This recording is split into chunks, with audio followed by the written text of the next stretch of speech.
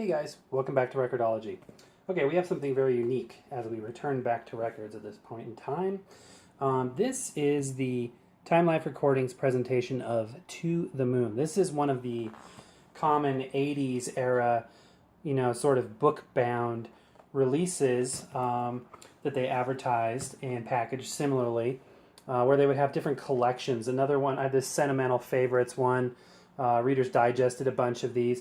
So this one is a bunch of recordings that has to do with space exploration, which is very, very unique. I have never played this record, so here's some archaeology. We always talk about archaeology. We're going to do this together and hear this for the first time together. This thing is, I think this is only, there's one more case that would have gone around this. I inherited this. It was in the basement, so it's like basement archaeology. Really nice quality, kind of a leatherette bound case here, and each record is described in detail here and broken out by section. Each one of the records, and typically, obviously Time Life or what's the other one? Is it Reader's Digest that did these? They didn't press their own records, right? They're a publishing company, so they would partner with somebody like Columbia. RCA Victor did a lot of these, so the quality is really high. And they have these really nice slipcovers. Well, first there's this sheet here describing, it's a bibliography for the recordings. Just really premium experience, very tactile, Unlike downloaded audio today that, people just expect to be able to access any recording at any time. This took some time to obtain, and when you got it, it was special. There was this tactile information, these inserts. Even CDs had inserts, which I think is a lost art.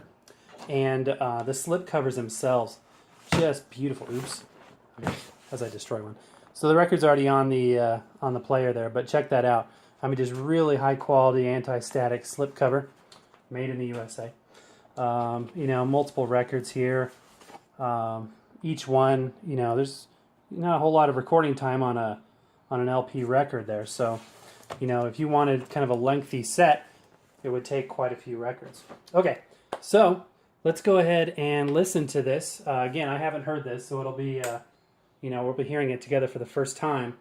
This is the To the Moon Prologue, Part 1 to World War II. So let's just listen to a little bit of this, see what we got here.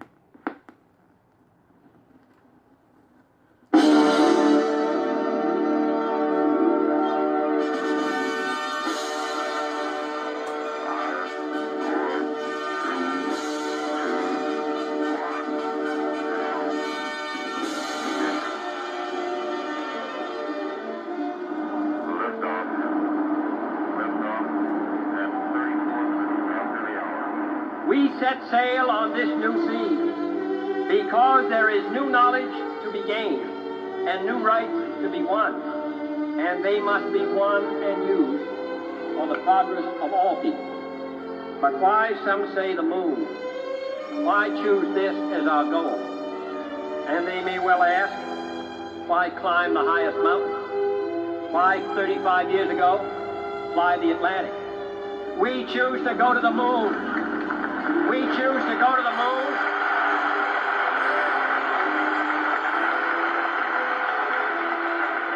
We choose to go to the moon in this decade and do the other things, not because they are easy, but because they are hard. Because that goal will serve to organize and measure the best of our energies and skills. Because that challenge is one that we're willing to accept, one we are unwilling to postpone, and one we intend to win. John F. Kennedy, 35th President of the United States. In 1961, he set a goal for the nation, that by the end of the decade, we would land a man on the moon and return him safely to Earth. That goal is now about to be achieved. 30 feet down, 2.5. Picking up some dust.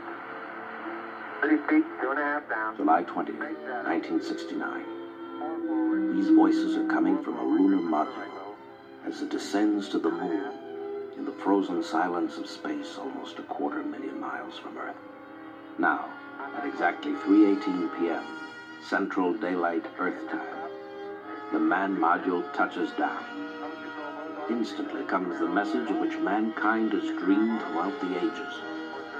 In the words of Neil Armstrong, The Eagle has landed. and as he steps down, the first man to touch foot to the moon, he declares, That's one small step for man, one giant leap for mankind. that's one small step for man, one giant leap for mankind. There you go, And guys. answering for the people Isn't of that Earth, awesome? That is so Richard cool. Nixon, Now I really want to sit down and listen to the whole thing. How cool is that? Fully produced music, orchestration, narration, clips from the history of the lunar landings.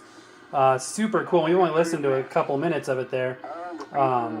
Yeah, isn't that neat? And again, boy, that was something I didn't know existed before I found it, and now it's part of my collection. You know what I mean? You never know what you're going to find. I'm sure you could find this particular one on eBay or maybe Craigslist or something if you look for it. But anyway, just another example of the fun of the archaeology of records. And I hope you enjoyed this. I hope you're finding and discovering neat things yourself. And tell me in the comments section below what you've been finding or what you thought of this or some ideas that you have. I still have stacks and stacks of records and tapes and CDs and cool and rare and unique stuff to share with you. So I look forward to doing that in future episodes. And I hope you enjoyed this and have a great rest of your day. And happy record hunting yourself. And we'll talk to you next time. Thank you for watching. Bye-bye.